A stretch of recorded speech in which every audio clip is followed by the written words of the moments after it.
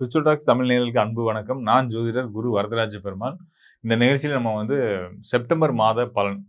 இந்த மாதம் உங்களுக்கு ஒவ்வொரு ராசிக்காரர்களுக்கும் எப்படி இருக்க போகுது அப்படின்னு பார்க்க போறோம். இந்த மாதத்துல 2 முக்கியமான நிகழ்வுகள் 2 இல்ல 3 முக்கியமான நிகழ்வுகள் இருக்கு. ஒண்ணு பார்த்தீங்கன்னா, புதன் பெயர்ச்சி. அதுக்கு அடுத்ததா சூரியன் அவர் எப்பயுமே மாதம் மாறும்போது அவரு புரட்டாசி மாதம் கன்னி ராசிக்கு வந்துருவாரு. இந்த செப்டம்பர் மாதம் பாதியில 17ஆம் தேதி அவர் கன்னி ராசிக்கு வந்துருவாரு. மாத துவக்கத்திலே பார்த்தீங்கன்னா, சுபிட்சக்காரன்னு சொல்லக்கூடிய சுக்கிரன் பார்த்தீங்கன்னா, கன்னி ராசியில நீச பலத்தில இருக்கக்கூடிய சுக்கிரன், அ ஆட்சி பலத்துக்கு வரப்போறார். துலா ராசிக்கு வரப்போறார். ஸோ இதுவே காலபுருஷன் 7ஆம் வீடான துலா ராசியில சுக்கிரன் தன்னோட சொந்த வீட்ல அமரப் போறாரு. இதுவே எல்லா ராசிக்காரர்களுக்கும் நல்ல யோகங்களும், சிறப்பான யோகங்கள குடுக்க போகுது. நான் முன்னாடியே சொன்ன மாரி சூரியன் கன்னி ராசியில புதனோடையும் சேரப் போறார். உச்சம் பெற்ற புதனோட சேரப் போறாரு. புதாதித்ய யோகம் உள்ள ஒரு அற்புதமான காலம். ஏற்கனவே இன்னொரு சுபகிரகமான முழு சுபகிரகம்னு சொல்லக்கூடிய வியாழன் அவர் தன்னுடைய உச்ச வீடான கடக ராசியில பலம் பெற்று நிற்கிறாரு. ஸோ ஏனைய கிரகங்கள் எல்லாத்தையும் ஆய்வு பண்ணி உங்களுக்கான துல்லியமான சரியான பலன்களை கொடுக்க போறோம். மேஷம் முதல் மீனம் வரையான 12 ராசிக்காரர்களுக்கும் மிக பயனுள்ள காணொளியா இருக்கும். கண்டிப்பா பாருங்க. உங்களுக்கு நிச்சயம் பயன்படும்.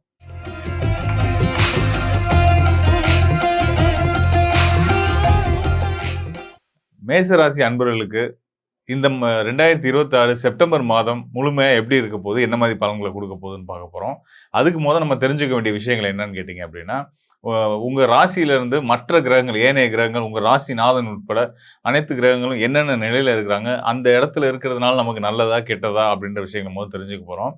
ஸோ அந்த வகையில மேஷ ராசிக்கு மாத பலன்னு வரும்போது, ராசிநாதனுடைய நிலைய பார்க்க வேண்டியிருக்கு. ராசிநாதன் எங்க இருந்து என்ன பலன் நமக்கு குடுக்க போறாரு அப்படின்னு பார்த்தீங்கன்னா, உங்க ராசிக்கு 3ஆம் இடத்துல, அதாவது வெற்றிக்கு உதவக்கூடிய உங்களுடைய தைரியம், போராட்ட குணம், விடாமுயற்சி, ஆசை, விருப்பம் எல்லாத்தையும் சொல்லக்கூடிய ஸ்தானமான 3ஆம் இடம். 3ஆம் இடத்துல தான் உங்களுடைய ராசிநாதன் செவ்வாய் இருந்துட்டு இருக்காரு. ஸோ அங்க இருக்கக்கூடிய செவ்வாய், உங்க எண்ணங்கள் எதுவோ அத நீங்க உங்க ஆசை, விருப்பம் எதுவோ அத நிறைவேற்றி குடுக்கக்கூடியதுல உங்களுக்கு மிக உறுதுணையா இருக்க போறாருன்றதுல எந்த சந்தேகமும் கிடையாது. அதுல ஒரு சிறப்பு அம்சம் என்னன்னு கேட்டீங்கன்னா, உங்களுடைய ராசிநாதன் செவ்வாய் 3ஆம் இடத்துல இருக்கிறது ஒரு சிறப்பு அப்படின்ற போல, அந்த அங்க அவர் புனர்பூச நட்சத்திரம், குருவுடைய நட்சத்திரத்தில இந்த மாதம் ஃபுல்லா தொடரப் போறாரு. ஸோ அப்போ குருவுடைய நிலை பார்க்க வேண்டியிருக்கு. குரு யாரு? முழு சுபகிரகம். அவன் உங்க ராசிக்கு பாக்கியநாதன். உங்க ராசி அதிபதியவே கண்ட்ரோல் பண்ற இடத்துல உங்களுடைய ராசிக்கு யோகத்த செய்யக்கூடிய பாக்கியங்கள அள்ளி குடுக்கக்கூடிய முழு சுபகிரகமான குருவோட தன்மைகள் இங்க இருக்கு. ஸோ அப்போ குரு எங்க இருக்காருன்னா, தன்னோட உச்ச வீட்ல இருக்கிறாரு. இந்த ஆண்டு முழுதும் அவர் அந்த யோக பலன்கள குடுக்க போறாரு. உச்ச வீட்ல இருந்து உங்களுக்கு பாக்கியங்கள அள்ளி குடுக்க போறாரு அப்படின்றதுல எந்த சந்தேகம் வேணாம். குருவோட நிலை ரொம்ப சிறப்பா இருக்கு. அதே மாதிரி ரொம்ப முக்கியமா மேஷ ராசிக்காரர்கள் அச்சப்படக்கூடிய விஷயம் என்னன்னா, 7 சனி. விரயஸ்தானத்துல சனி பிரச்சனைகள குடுப்பாங்க, விரயங்கள குடுப்பாங்க. நெறைய பேத்துக்கு நெறைய விதமான பயங்கள் இருந்துகிட்டு தான் இருக்கு. நானும் ஒவ்வொரு காணொளியில சொல்லிக்கிட்டு தான் இருக்கேன். அதாவது சனி 12ஆம் இடத்துல இருந்தாலும் கூட, அது இருக்கிற வீடு மீன ராசி. அந்த மீன ராசிக்கு அதிபதியான குரு தான் உச்சம் பெற்று வந்திருக்கிறாரு. அவர் உங்க ராசிக்கு பாக்கியநாதன் இல்லையா? ஸோ உங்க பாக்கியநாதன் ராசிக்கு 4ஆம் கேந்திரத்துல இருந்து ராசிக்கு 12ஆம் இடத்துல இருக்கக்கூடிய சனி பகவானுக்கு தன்னுடைய பார்வைய குடுத்துட்டு இருக்காரு. நீங்க நல்லா மனசுல பதிய வச்சுக்கங்க. சனியால ஒரு துளி கூட உங்களுக்கு தொந்தரவு வராது அப்படின்றத நான் அடிச்சு சொல்லுவேன்.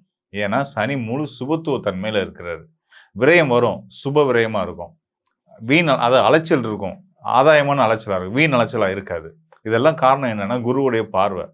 அதே மாரி உங்களுடைய தடைப்பட்ட வெளிநாட்டு தொடர்புகள், வெளிநாட்டு முயற்சிகள், எக்ஸ்போர்ட், இம்போர்ட் துறை, தொழில் அது சார்ந்த தொழில்கள் எல்லாம் நல்ல முன்னேற்றங்கள உறுதியா சனியும், குருவும் இணைஞ்சு உங்களுக்கு குடுக்க போறாங்க. சனி 12ஆம் இடத்துல இருக்காரு இல்லையா? அவருக்கு வீடு குடுத்த குரு பகவான் மே 26ஆம் தேதி, கடந்த 2026 மே 26ஆம் தேதி கடக ராசியில உச்ச பலத்துக்கு வந்தார் இல்லையா?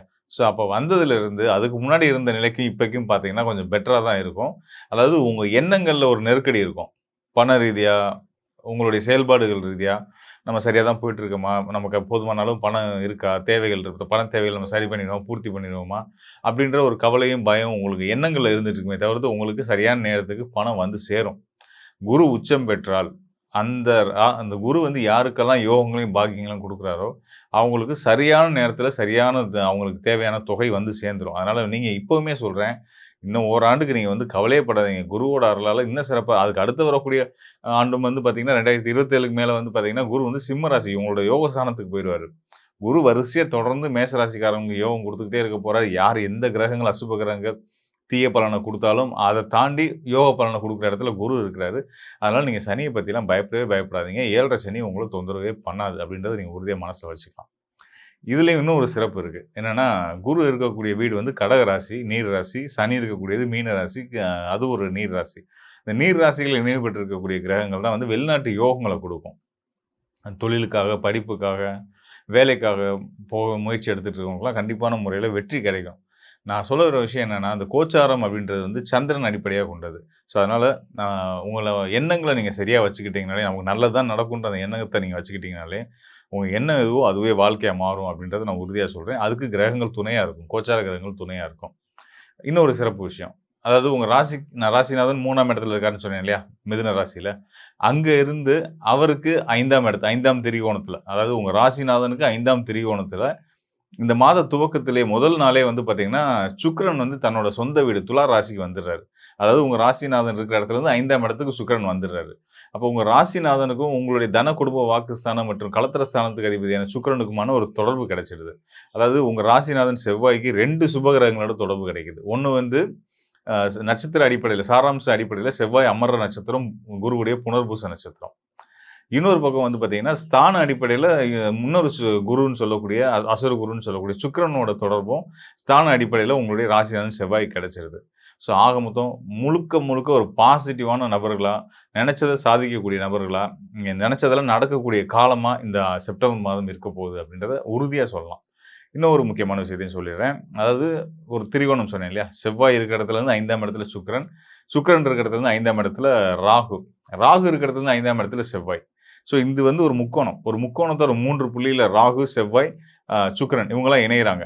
இந்த இணைவு வந்து பார்த்தீங்கன்னா, மருத்துவம் சார்ந்த விஷயங்கள், அதாவது ஆரோக்கிய குறைபாடுகள் இருந்தா ஆரோக்கிய மேம்பாடு அடைய போறீங்கன்னு அர்த்தம். அதுபோக இந்த இப்ப இந்த நீட் எக்ஸாம் அந்த மருத்துவ படிப்புக்கான முயற்சி எடுத்துட்டு இருக்கக்கூடிய மாணவர்களுக்கெல்லாம் நல்ல விதமா நீங்க நினைச்ச மாதிரி மருத்துவத் துறையில சேர்ந்து நல்லபடியா படிக்கிறதுக்கான வாய்ப்புகள் கிடைக்க போகுது அப்படின்றது மருத்துவ கிரகங்கள் உங்களுக்கு துணையா இருக்கு மேச ராசிக்காரர்களுக்கு. அதனால மருத்துவம் சார்ந்த துறைகளுக்குள்ள படிக்கணும்னு நினைக்கிறவங்க, அது சார்ந்த வேலை தேடல்ல இருக்கவங்களுக்குலாம் வந்து நல்ல விதமா படிக்கிறதுக்கான வாய்ப்புகளும் கிடைச்சு, நல்ல வேலையும் கிடைச்சு, நிம்மதியா, சந்தோஷமா உங்களுடைய இலக்க உறுதியா அடைய போறீங்க அப்படின்றத சொல்லலாம். அடுத்ததா வந்து பார்த்தீங்கன்னா, இந்த மாத பிற்பகுதியில பார்த்தீங்கன்னா, சூரியன் வந்து 6ஆம் இடத்துக்கு வர்றாரு. அங்க புதனோட இணைவு பெறாரு. உச்சம் பெற்ற புதனோட இணைவு பெறாரு. 6ஆம் இடத்துல சூரியனும், அவரோட புதனும் இணைவது புதாதித்ய யோகம். இந்த புதாதித்ய யோகம் வந்து பார்த்தீங்கன்னா, புதாதித்ய யோகத்துக்கு எதிர்நிலையில சனி இருக்காரு. சனியும் சூரியனும் சமசப்த பார்வையில இருக்கிறதுனால, ஒரு சிலருக்கு வந்து பார்த்தீங்கன்னா, உங்களுக்கும் உங்க தந்தைக்கும் மன முரண்பாடுகள், உங்களுக்கும் உயர் அதிகாரிக்குமான மன முரண்பாடுகள், இந்த மாதிரி சில விஷயங்கள்லாம் வரும். அதனால கொஞ்சம் வார்த்தைகள மட்டும் கொஞ்சம் கவனமா கையாளுங்க. நியாயத்தின் பக்கம் தான் எப்பயுமே மேசராசிக்காரர்கள் இருப்பீங்க. அதாவது நியாயத்த எல்லா நேரமும் பேசினாலும் சில பிரச்சனைகள் வரும். சில நேரங்கள் நம்ம உறவுகள்ட்ட இருந்து பிரச்சனைகள தவிர்த்துக்கிறதுக்கு சில விஷயங்கள சொல்லாம இருக்கிறதும், பேசாம இருக்கிறதும் நல்லதுன்றத மட்டும் உணர்ந்துக்கிட்டீங்கன்னா, உங்களுக்கு இந்த மாதம் மட்டும் இல்ல, இனி அடுத்தடுத்து வரக்கூடிய ஒவ்வொரு காலமும் ரொம்ப சிறப்பா இருக்கும் அப்படின்றத சொல்லிக்கிறேன். மேலும் வந்து பார்த்தீங்கன்னா, இந்த சுக்கிரன், செவ்வாய், ராகு இந்த இணைவு வந்து பார்த்தீங்கன்னா, துர்க்கை வழிபாடு, வராகி வழிபாடு இதெல்லாம் வந்து குறிக்கக்கூடிய தன்மை. இந்த மாதம் இவங்கள தொடர்ந்து வழிபட்டு வந்தீங்க அப்படின்னா, நிச்சயமா உங்க வாழ்க்கையில அனைத்து ஏற்றங்களும் நீங்க ஆசைப்பட்ட மாரி நடக்கும். வெற்றிகளும் கிடைக்கும் அப்படின்றத உறுதியா சொல்லலாம். மேலும் இந்த கோச்சார நிலைகள் ஒவ்வொரு ராசிக்காரர்களுக்குமே நல்ல யோக பலனை குடுக்க தயாரா இருக்கு. அப்படின்றத நம்ம தெளிவா பார்த்துருக்கிறோம். அதாவது முக்கியமான காரணமா நம்ம பார்த்தது வந்து பார்த்தீங்கன்னா, புதாதித்ய யோகம் ஏற்பட போகுது. அப்புறம் குருவுக்கும் சுக்கிரனுக்குமான கேந்திர தொடர்பு ஏற்பட போகுது. வக்ர நிலையில இருக்கக்கூடிய சனி பகவானுக்கு குருவுடைய பார்வை கிடைச்சுக்கிட்டு இருக்கு. ஸோ இதெல்லாம் ரொம்ப முக்கியமான அமைப்பா இந்த மாதத்துல நம்ம பார்த்துருக்கிறோம். ஸோ இந்த குரு உச்சம், சுக்கிரன் ஆட்சி பலம் பெறாரு. இதுதான் இங்க வந்து ரொம்ப ரொம்ப ரொம்ப நம்ம ஒரு சிறப்பான இந்த மாதம் துவங்குற முதல் நாள்லயே ஸோ அதான் வந்து இங்க ஒரு சிறப்பம்சம். அதாவது சுக்கிரன் வந்து சுபிட்ச காரகன். மகாலட்சுமியோட அம்சம். அப்படிப்பட்ட ஒரு கிரகம் அதாவது சூனிய பலத்துக்கு போயிருக்கிறது வந்து, திரும்ப முழு பலத்தோட வந்து நிக்கிற மாரி வந்து நிக்கிறாரு. அப்போ வந்து நம்ம எல்லாத்துக்குமே வந்து பார்த்தீங்கன்னா, உலகளாவிய அளவுல எல்லாத்துக்குமே வந்து 2 குருவும், சுக்கிர குருவும் சரி, அ அசு இவரு நம்ம வியாழ குருவும் சரி 2 பேருமே பலம் பெற்று இருக்கிறதுனால, எல்லாரோட மனதிலயும் அமைதியும், சாந்தமும் நிலவும் அப்படின்றத நம்ம தெரிஞ்சுக்கலாம். அதன் மூலியமா பொருளாதார உயர்வும் ஏற்பட போகுது. பொருளாதாரத்தில இவ்வளோ நாள் நம்ம பல சிக்கல்கள, போராட்டங்கள பார்த்துட்டு வந்துகிட்டு இருக்கோம். விலைவாசி நாளுக்கு நாள் விலைவாசி உயர்வு. பல பிரச்சனைகள் இருக்கு. அரசாங்கத்துக்கும் மக்களுக்குமான போராட்டம், பிரச்சனைகள் இப்படிலாம் இருந்துட்டு இருக்கு இல்லையா? ஸோ இதெல்லாம் தணிவடையறதுக்கான ஒரு அற்புதமான காலமா இந்த செப்டம்பர் மாதம் முதல் நாள் துவக்கம் இருக்க போகுது அப்படின்னு தெரிஞ்சுக்கலாம். மேலும் வந்து இந்த அரசுக்கும் மக்களுக்குமான போராட்டம் அப்படின்றது வந்து இந்த மாதம் கொஞ்சம் தொடர தான் செய்யும். சூரியன், சனியோடைய சமசப்தம பார்வை நம்ம நம்ம ராசி பலன்கள பார்க்கும்போது, ராசிகளுக்கான பலன் பார்க்கும்போது நம்ம சொல்லியிருந்தோம். சனி, சூரியன் தொடர்பு இருக்கிறதுனால, தந்தை, மகன் பிரச்சனை, தலைமை அதிகாரிக்கும் உங்களுக்குமான பிரச்சனை. நீங்க தான் தலைமை அதிகாரின்னா, உங்களுக்கு கீழ இருக்கிறவங்களுக்கு உங்களுக்கு பிரச்சனைன்றது வரும்னு சொன்னேன் இல்லையா? இது வந்து அரசாங்கம்ன்னு பார்க்கும்போது, அரசுக்கும் மக்களுக்குமான பிரச்சனை அப்படின்றது இருக்கும். ஆனா, இதுலலாம் 2 பேத்துக்குமே சுமூகமான தீர்வு கிடைக்கும்ன்றது தான் அந்த கோச்சாரம் சொல்லக்கூடிய ஒரு முக்கியமான விஷயமா இருக்கு. இதெல்லாம் தாண்டி கோச்சார பலன் அப்படின்றது வந்து ராசிய அடிப்படையா வச்சு சொல்லக்கூடியது. ராசிய தீர்மானிக்கிறது சந்திரன். மனோகாரகன் சந்திரன். அப்ப மனசுல நம்ம எத பதிய வைக்கிறோமோ, அதன் அடிப்படையில தான் வந்து நமக்கான யோக பலன்கள் கிடைக்கும் அப்படின்றத நான் சொல்லியிருந்தேன். நம்ம சொல்லக்கூடிய பலன்கள நீங்க முழுமையா நாங்க இல்லாத எதையும் சொல்லல. கோச்சாரப்படி ராசிக்கு இங்க இந்த கிரகம் இருந்தா இந்த பலன குடுக்கும். இந்த கிரகம் உச்சம் பெற்றால் இந்த பலன் குடுக்கும். உங்க ராசிக்கு 5ஆம் இடத்துல இவர் இருந்தா இந்த பலன குடுப்பாங்க. அப்படின்ற ஜோதிட விதிகளின் அடிப்படையில, கோச்சார அடிப்படையில உங்களுக்கான பலன்கள குடுத்துருக்கோம்.